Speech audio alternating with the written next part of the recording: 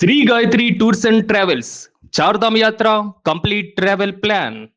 RDT సేవలు ఆగిపోకుండా ఉండేందుకు కేంద్ర ప్రభుత్వంతో ఏపీ విద్యా ఐటీ శాఖల మంత్రి నారా లోకేష్ చర్చలు జరిపారని అనంతపురం అర్బన్ ఎమ్మెల్యే దగ్గుపాటి ప్రసాద్ తెలిపారు. ఈ నేపథ్యంలో ఫారిన్ కాంట్రిబ్యూషన్ రెగ్యులేషన్ యాక్ట్ ప్రకారం ఆర్డీటీకి అవసరమైన అనుమతులు మంజూరైనట్లుగా చెప్పారు. దీంతో సంస్థకు ఎదురైనటువంటి పరిపాలన అడ్డంకులు తొలగిపోయాయని చెప్పుకొచ్చారు.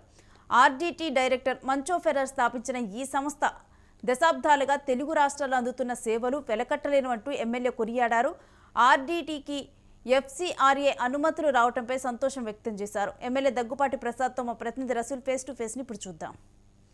కరువు సీమ అనంతపురం జిల్లా జీవనాడైనటువంటి ఆర్డీటీ సంస్థకు ఎఫ్సీఆర్ఏ అనుమతులు మంజూరు చేస్తూ కేంద్ర ప్రభుత్వం ఉత్తర్వులు ఇవ్వడం పైన పెద్ద ఎత్తున అనంతపురం జిల్లాలో హర్షాతిరేకాలు వ్యక్తమవుతున్నాయి. ప్రధానంగా ఎఫ్సీఆర్ఏ అనుమతులు పునరుద్ధరించాలనేటువంటి విధంగా తెలుగుదేశం పార్టీ నేతలు, తెలుగుదేశం ఉమ్మడి అనంతపురం జిల్లాకు చెందినటువంటి తెలుగుదేశం పార్టీకి సంబంధించినటువంటి ఎమ్మెల్యేలు అసెంబ్లీలో గల్లమెత్తినటువంటి పరిస్థితి. ఇలాంటి నేపథ్యంలో ఎఫ్సీఆర్ఏ అనుమతులు పునరుద్ధరించడంపై మా అనంతపురం ఎమ్మెల్యే దగ్గుపాటి ప్రసాద్ మంచంత ఉన్నారు. అసలు ఆయన ఎలాంటి అభిప్రాయాన్ని వ్యక్తం చేశారు, ఈ అనుమతులు రావడం పైన ఆయన్నే అడిగి తెలుసుకుందాం. సార్, మొత్తం పైన చాలా ఆనందించదగినటువంటి విషయం. ఎందుకంటే కరువు ప్రాంతం ఆర్డీటీ అందించేటువంటి సేవలు మరోమారు జిల్లా వాసులకే కాదు రాష్ట్రంలో అనేక జిల్లాలకు అందేటువంటి అవకాశం వచ్చింది.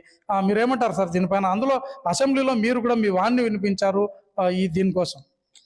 నిజంగా చాలా ఆనందంగా ఉందండి. దేనికంటే 60 సంవత్సరాల కిందటం ఫెర్రర్ గారు ఎక్కడో స్పెయిన్ నుంచి వచ్చి అనంతపురం జిల్లా కరువు జిల్లా అని చెప్పేసి ఇక్కడ ఆర్డీటీ సేవలను ప్రారంభించడం జరిగింది. 60 సంవత్సరాల నుంచి అనేకమైనటువంటి సేవా కార్యక్రమాలు ఆర్డీటీ సంస్థ ఇక్కడ అనంతపురం జిల్లాలో అయితేమి, పక్క జిల్లాలో అయితేమి చాలా చోట్ల ఆర్డీటీ సంస్థ అందిస్తూ వస్తుంది. ఈ 60 సంవత్సరాల కాలంలో అనేకమైనటువంటి పల్లెటూర్లలో హౌసింగ్ అయితే ఏమి అంటే ముఖ్యంగా బడుగు బలహీన వర్గాలకి, ఎస్సీ ఎస్టీ వర్గాలకి అనేకమైన సేవా కార్యక్రమాలు బీసీ మైనార్టీ వర్గాలకి అనేకమైన సేవా కార్యక్రమాలు చేయడం జరిగింది. ముఖ్యంగా అనంతపురం జిల్లాలో అంతర్జాతీయ స్థాయిలో స్టేడియంలు నిర్మాణం చేపట్టడం జరిగింది. అలాగే అంతర్జాతీయ స్థాయిలో హాస్పిటల్స్ నిర్మాణం చేయడం జరిగింది. అలాగే నేషనల్ ఇంటర్నేషనల్ లెవెల్లో స్కూల్స్ కానీ పెట్టడం జరిగింది. దాదాపు ఎవరి ఇయర్ 6,000 మందికి పైగా విద్యార్థులు ఆర్డీటీ సంస్థలో చదువుతూ ఉన్నారు.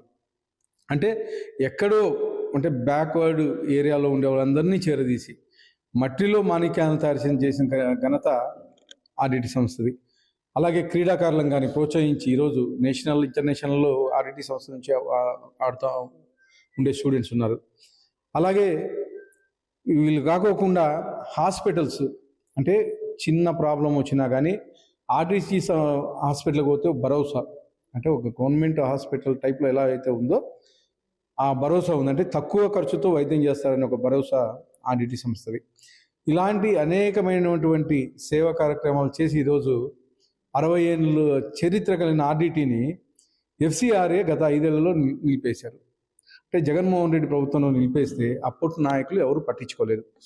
అంటే అప్పుడు ఉండే జిల్లా నాయకులు అయితే ఏమి, వైఎస్ఆర్సీపీకి సంబంధించిన ఎంపీలు అయితే ఏమి, ఎమ్మెల్యేలు అయితే ఎవరూ పట్టించుకోలేదు. అప్పుడుండే ముఖ్యమంత్రి కానీ పట్టించుకోలేదు. కానీ అనంతపురం జిల్లాలో ఆర్డీటీ ఎఫ్సీఆర్ఏ రెన్యువల్ కోసం నాయకుల దగ్గరికి పోతే డబ్బులు డిమాండ్ చేశారనే వార్త అయితే అనంతపురం జిల్లాలో నాంతా ఉంది. వైఎస్ఆర్సీపీ నాయకులు డబ్బులు డిమాండ్ చేశారనేది అంటే ఆర్డీటీ సంస్థ కోసమా? ఆర్డీటీ సంస్థ కోసం వైఎస్ఆర్సీపీ వాళ్ళు డబ్బులు డిమాండ్ చేస్తే మేము ఎఫ్సీఆర్ఏ పునరుద్ధరిస్తాము అనేది అనంతపురం జిల్లాలో ఉండే ప్రజలు చెప్పడం అయితే అది మరి అడిగారా లేదా అనేది దేవునికి ఎరుగు. కానీ అది నానుడు అయితే అనంతపురం జిల్లాలో ఉంది.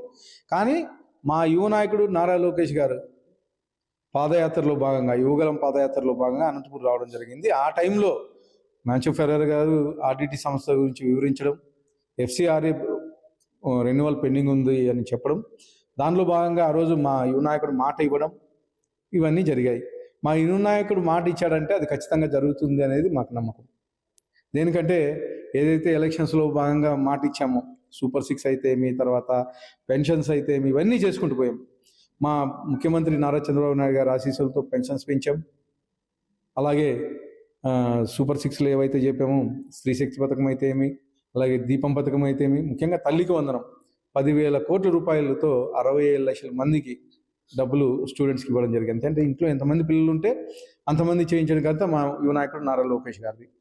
అలాగే డిఐసి గత 5 ఏళ్ళలో ఎక్కడెక్కడ ఒక టీచర్ ఉద్యోగాన్ని భర్తీ చేయలేదు. మా యువ నాయకుడు నారా లోకేష్ గారు విద్యాశాఖ మంత్రి అయిన తర్వాత ఫస్ట్ టీచర్స్ డిఐసి రిలీజ్ చేసి 16,000కు పైగా ఉద్యోగాలు ఇచ్చి ఈరోజు టీచర్స్ నియమించడం జరిగింది. అలాగే ఇంకా నిన్న 10,060 ఉద్యోగాలు జాబ్ క్యాలెండర్గా నిర్మించడం జరిగింది.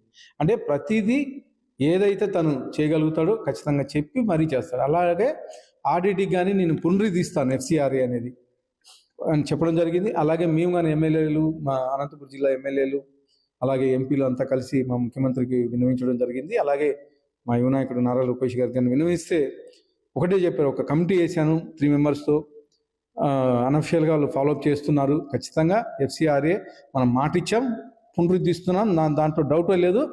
ఎవరు ఏమనుకున్నా కానీ మీరు మాట్లాడద్దండి, ఖచ్చితంగా మనం ఎఫ్సిఆర్ఏ పునరుద్ధరిస్తున్నామని చెప్పేసి చెప్పడం జరిగింది. కానీ ఈరోజు కొంతమంది నాయకులు ఇక్కడ మేము ధర్నాలు చేస్తానని పునరుద్ధరించినామంటారు, మేము ప్రెస్ మీట్లు పెడతానని పునరుద్ధరించినామంటారు. మీ ప్రెస్ మీట్లు ధర్నాలు అనంతపురం జిల్లా దాటిపోలేదు, ఎవరు కనీసం పట్టించుకొని పాపాలు లేదు. అమిత్ షా దగ్గర కూడా మీరు వెళ్ళారు కదా, కేంద్ర మంత్రి హోంశాఖ. అవునండి, అంతా అనంతపురం జిల్లా ఎమ్మెల్యేలంతా కలిసి వెళ్ళాము. అక్కడ ఆ రోజు మా విమానశాఖ మంత్రి రామ్మోహన్ నాయుడు గారు, అలాగే మా ఎంపీ గారు కృష్ణదేవరాయలు గారు, తర్వాత మా మినిస్టర్లు చంద్రశేఖర్ గారు అంతా కలిసి అమిత్ షా గారికి ఆర్డిటీ గురించి ఎక్స్ప్లెయిన్ చేయడం జరిగింది. జిల్లా ఎమ్మెల్యేలంతా కాలువ శ్రీనివాస్ గారు కానీ, సునీతమ్మకు కానీ, తర్వాత సురేందర్ గారు కానీ, రాజు కానీ అంతా కలిసి వెళ్ళాము. ఆ రోజు కలిసి వెళ్ళి ఆర్డిటీ పరిస్థితి వివరిస్తే ఆ రోజు అమిత్ షా గారు కానీ ఆల్రెడీ నాకు ముఖ్యమంత్రి చంద్రబాబు నాయుడు గారు చెప్పారు, మీ ఐటీ శాఖ మంత్రులు లోకేష్ గారు కానీ చెప్పారు, త్వరలోనే పునరుద్ధరిస్తామని చెప్పేసి ఆ రోజు మాట ఇవ్వడం జరిగింది. దానిలో భాగంగానే ఈరోజు ఎఫ్సిఆర్ఏ అనేది అనంతపూర్కి మా దేవుళ్ళు ఇచ్చిన వరం. మా ముఖ్యమంత్రి చంద్రబాబు నాయుడు గారు, అలాగే మా యువ నాయకుడు నారా లోకేష్ గారు, మా ఉప ముఖ్యమంత్రి పవన్ కళ్యాణ్ గారు, వీళ్ళంతా మా జిల్లా దేవుళ్ళు అని చెప్పి ప్రత్యేకంగా మేము అనంతపురం జిల్లా ప్రజల తరఫున ధన్యవాదాలు తెలుపుకుంటున్నాం.